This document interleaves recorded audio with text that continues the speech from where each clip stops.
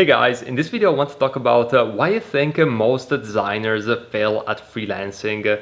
After coaching so many students and also being a freelancer myself for the past 8 years, and also worked full-time, and I currently also work part-time at the company. And in this video I want to explain not only the reasons what you can do in order to increase your chances of success and kill it when it comes to freelancing, because freelancing can be a great path and it can be a very lucrative path as well. And not only that, it can also expose you to different type of projects which you wouldn't necessarily get if you were to work full-time at a company. So it's definitely a very interesting path, but you have to do it the right way. And I believe you have to set yourself for success from the very start. So my best recommendation is to start slow if you're looking to get into freelancing, and maybe start working part-time, and then or maybe if you're still working full-time at a job, simply get a first freelancing gig, which might be a weekend gig or something that's just going to take you like a few hours during the week.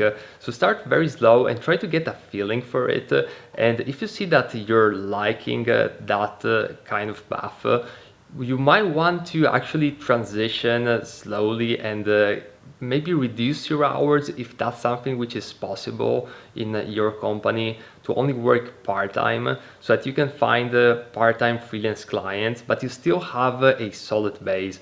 And that's something that I like to still do, just work part-time and then freelancing with the extra 20 hours or 10 hours which I have during the week.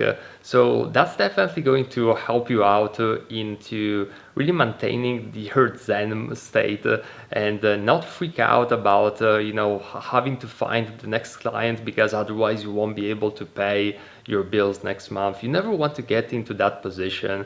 I think that a full-time or a part-time job is always a very safe base option, which allows you also to charge higher for freelance clients, because then you're not in a position of neediness, and that is really important in the sales call.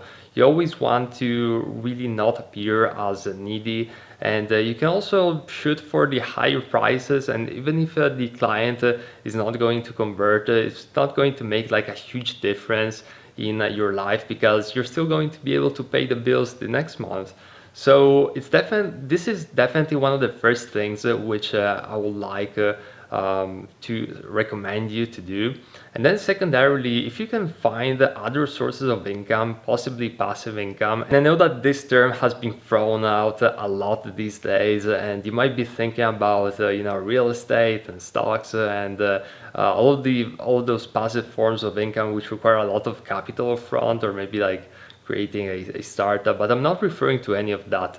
I'm actually referring to things like design products, courses, and this can be in a very easy way. You don't need to create like an entire course business or an entire design products business. This can be actually just creating products for a marketplace such as Envato or Creative Market or UI8, and those design products are going to enable you to have a little bit more of cash flow in order to really get up your base salary, if you wish, which is the base amount that is going to enable you to survive. Now, I'm not saying that those are necessarily going to make enough for you to live off, but it's not that difficult to create maybe 50, 100, 150 bucks a month extra, or even like the way to 500 or 1,000 if you put a lot of work.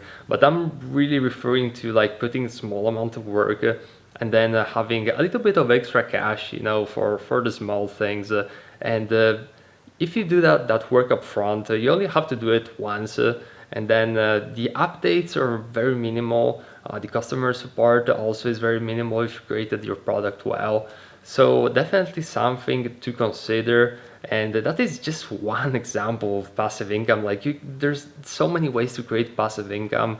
I like to dabble with affiliate sites, and that I think are much more lucrative than the design products, especially since nowadays in the design products there's tend to be a lot of competition. So my best advice, if you're going with that route, is to really niche down and create a design product around a specific niche and really master it, because that would be the best way to really stand out among all of the other competitors. If you're creating like very general and broad UI kits, it's going to be difficult, and I'm seeing it from the sales of my design products, so I'm actually talking from experience.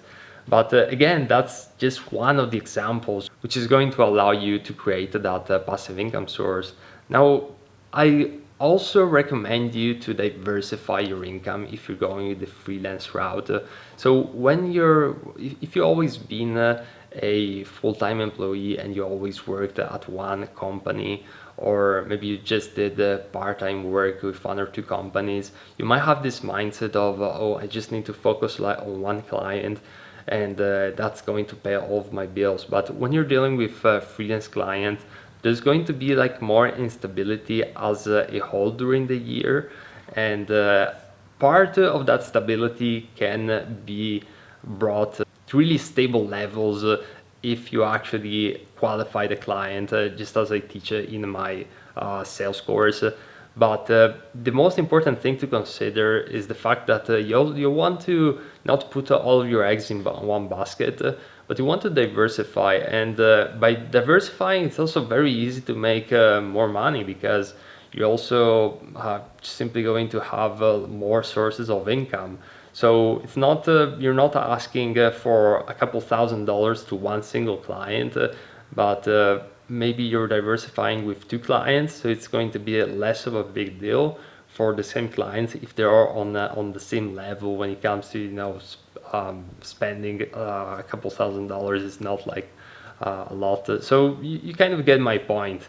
And the best way to do so is to simply look for more clients. So do outreach constantly, and especially at the beginning, then you can really dial down and not do a whole bunch of outreach.